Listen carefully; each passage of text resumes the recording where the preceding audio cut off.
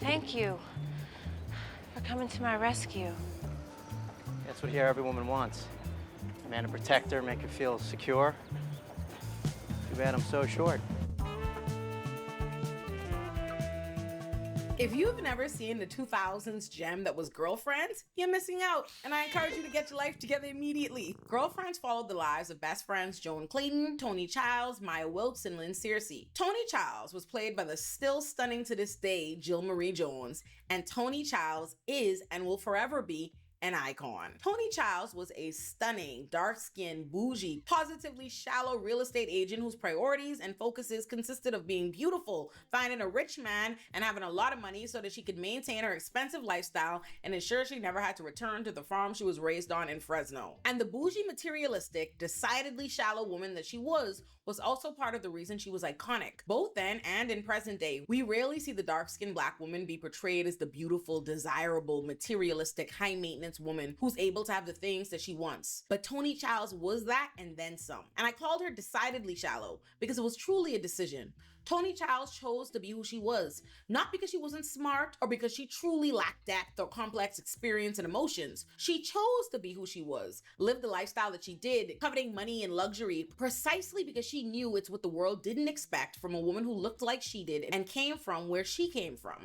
And she refused to allow anyone's expectations or ideas about her to stand in her way. We really get to see this when one of her more successful colleagues tells her that he isn't interested in dating her because she's shallow and doesn't care enough about her career and her legacy. And Toni takes what he intended to be an insult. She sits with this message and realizes that she actually does want more out of her career, and she comes up with a business plan for her own real estate agency and gets him to invest, gets her broker's license, and opens up her own business. And while Toni does express a desire for a rich man on more than one occasion, and she's probably been called a gold digger more times than that, most of what Toni has in the show she worked for, with some help from Joan, who we see her financially lean on multiple times throughout the series. But overall, Toni does buy her own home, and she has a savings fund to avoid her ever returning to Fresno. And when we do see her down on her luck in the series, we see her start working harder and hustling to make shit shake. Toni is problematic in a million more ways than one. But unlike a lot of shallow, high-maintenance, bougie, beautiful women characters we've seen before and after her, Toni is complex and nuanced. We see and understand how Toni became the way she is, and it's something we confront repeatedly as Toni confronts these things. Toni cares immensely about money and material things, but unlike the Hillary Banks of the world, it's not because she always had those things and doesn't understand the value of a dollar, but because she never had those things and she lives in fear of losing them. Early in the show, we learn that despite being dark-skinned herself, Toni won't date dark-skinned Black men. When Joan calls her on this by reminding her that she's dark-skinned herself and calls her on internalizing the anti-Blackness that is colorism, Toni explains that the reason she won't date dark-skinned Black men isn't because she buys into colorism or because she believes she or other dark-skinned Black people aren't beautiful, but because she's experienced the pain of living in a world that doesn't think so. And she reminds Joan of the time Joan called her tar baby as a child. So she's worried that if she, a dark-skinned Black woman, procreates with a dark-skinned Black man, it will guarantee their children be dark-skinned and experience the sting of other Black people's jokes and insults, which is some very real shit that a lot of Black people experience and have to navigate in our lives. I love the complexity of Toni Childs and the many opportunities she provided for us to analyze very real issues that people navigate. That's why she really is my bitch. That being said, Toni was a raggedy friend. And the only thing she was worse at than being a friend was being a wife to Todd. Every single problem Toni has manifested in the worst way in her relationship with Todd. And she is 1000% the reason their marriage didn't work. So without further ado, here's why Toni was the problem. Todd edition. Roll the theme song, Aaron. Black independent, strongest in women. It's Olay, it's Olay, it's Olay, it's Olay now. I know that I'm worth it, so make sure to listen. It's Olay, it's Olay, it's Olay, it's Olay. Toni meets Dr. Todd Garrett when she goes to him to fix her face. My girl went to a Botox party and left looking like suspicious spice. Out the gate, Todd and Toni's chemistry is undeniable. I don't care what the fuck y'all say. They end up getting into a back and forth roasting each other, even though Todd is still trying to compliment her, because after assuring Toni the Botox issue will go away on its own in a couple of weeks, she asks him what else she could get work done on, and he tells her nothing. She's stunning as she is, and women come into his office every day trying to look like her. And from then on, every time Toni and Todd run into each other, they would do the same little song and dance where they roast each other back and forth. forth, clearly flirting because, again, the chemistry. But when Todd finally acts on this chemistry and asks her out, she quickly rejects him for being short. And look, young, I love my man Todd, but she ain't told no lies. My man's was much smaller than her, and I wouldn't have been into that either. Despite this, Toni and Todd continued running into each other, so much so that Toni ends up inviting him to hang out with her at Joan's house with Joan and Ellis, William, Maya, and Lynn, which is the first time we really get to see what Todd and Toni's dynamic would look like as a couple. And they not only work, he fit in perfectly with the group of friends. So by the time Todd randomly shows up just in time to beat up a much larger man who's being aggressive with Toni, Toni comes to the conclusion that despite her best efforts, she has fallen in love with this little white man she would have never chosen for herself. But even though Toni realizes she's in love with Todd, she's still convinced that she doesn't want to be with him. So she decides to go on a date with a very tall black man who's her usual type. But once she's on the date, she's disappointed because what she really wants is the banter that she and Todd has.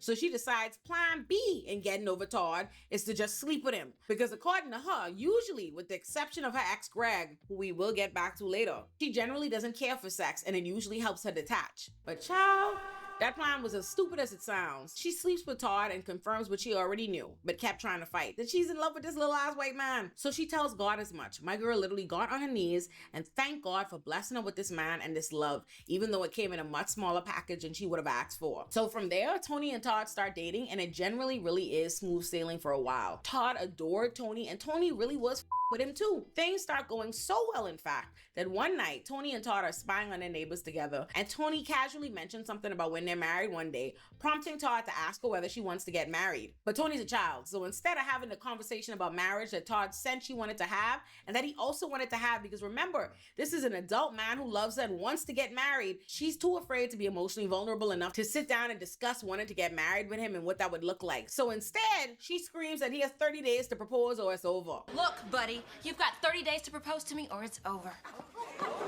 Then Toni runs out of her own house and avoids Todd's calls until he eventually has to run her down and propose to her. Now remember, Toni is a bougie bitch who's been called a gold digger before, so it should come as no surprise that she had Todd spend an arm and a leg on their engagement and their wedding. My girl was throwing expensive parties every weekend before the engagement, so you know how big she did it for the wedding, which ultimately comes to a head right before the wedding when Toni insists Todd spend OD bread on helicopters. And he almost called off the wedding, but they get back together and they get married. And I'm gonna skip ahead to once they're married because their relationship is relatively smooth sailing throughout the engagement. But please know that Joan Clayton showed her mother ass during Toni's engagement. I have genuinely never seen a nastier display of deep-seated jealousy and inability to be happy for your friend in my life. It was truly one of Joan's worst moments. But this isn't a video about Joan and Toni's relationship or Joan and Ellis's relationship, so I will save my dragging for one of those videos. Then 3 months after the wedding, Toni comes home, designer bags in tow, to tell Todd that they need to buy a multi-million-dollar home in one of several bougie-ass highfalutin neighborhoods. And it's then that Todd informs her that they can't afford it. To which our bougie princess replies, why? It's only $1 million down, and with the equity from selling both of their homes, they should only need another $600,000, give or take. Bruh. And it's then that Todd informs her that he doesn't have $600,000. He didn't own his house because he was renting. He has medical school debt, and he had to pay for their $200,000 wedding on his credit cards. And Toni loses her shit, calls the man a broke who didn't tell her he's broke, and tells him she's leaving him. And I know a lot of women like to defend Toni on this, but my bitch was dead wrong in so many different ways. The main point people usually like to bring up for defending Toni on this point is that Todd should have told her. But let me ask y'all something. When was he supposed to tell her? This lack of communication is as much Toni's fault as it is Todd's. First of all, Toni is the one that demanded a proposal from Todd, a man she'd been dating for a very short period of time and whom she hadn't asked how much money he made or had. Second, do you know how insane it is to start running up bills without ever considering, discussing, or asking how your partner was going to pay for them? She planned a $200,000 wedding and simply forwarded him the bill. Toni's common sense should tell her that the doctor had medical school debt.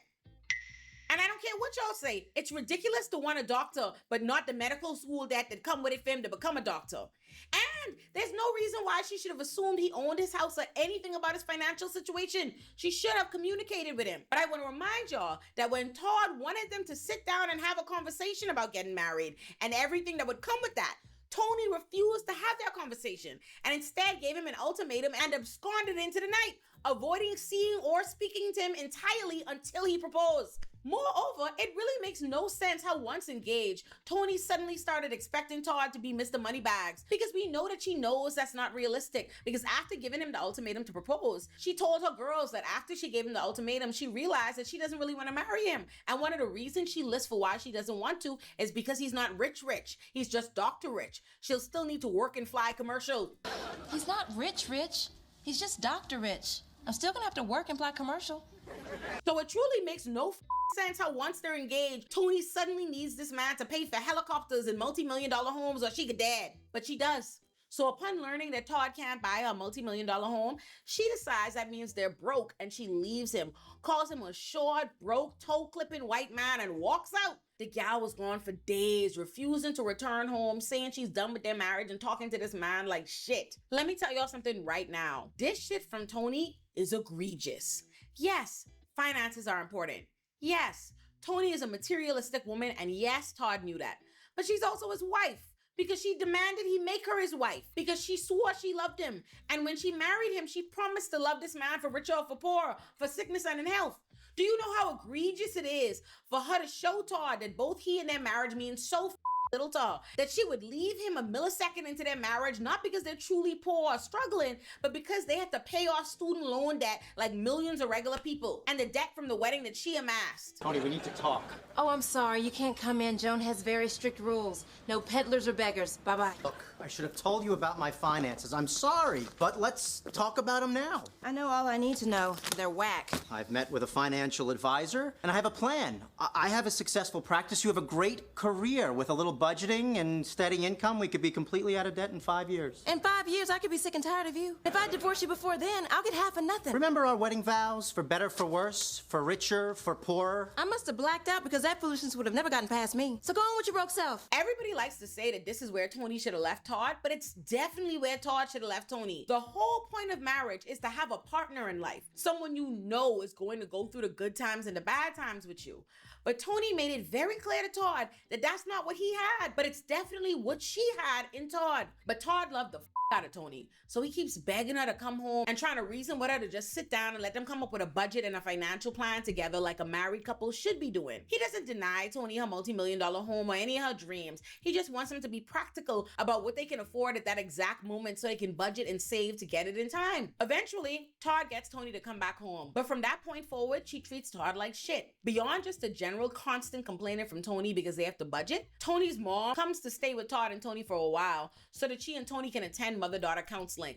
But during that time, Toni's mom continuously disrespects Todd in the home because she doesn't think she has to respect him because Toni owns the house. Toni is eventually forced to choose between Todd and her mother, and she begrudgingly chooses to stand up for Todd. However, that's the only either or Todd wins, because let me tell y'all about the incident that truly causes the shit to hit the fan. The true beginning of the end for Toni and Todd was season 4, episode 10, when Toni gets a card in the mail from Greg, attached to a check for $900 that he owes her. Now let's hit the pause on Todd and Toni for just a second while I catch you up on Greg. Greg is Toni's the one who got away. Toni and Greg dated off and on many times prior to the events of the show, but had broken up because Toni would always leave Greg because he was a starving artist. Early in the show, Greg and Toni reunite after they run into each other because he's a waiter at an event she's attending. Toni did not initially intend for them to get back together because although she loves him, he's still a starving artist and my girl is still a materialistic broad. But Greg refuses to just let her use him for sex, so she acquiesces and they get back together. However, while together,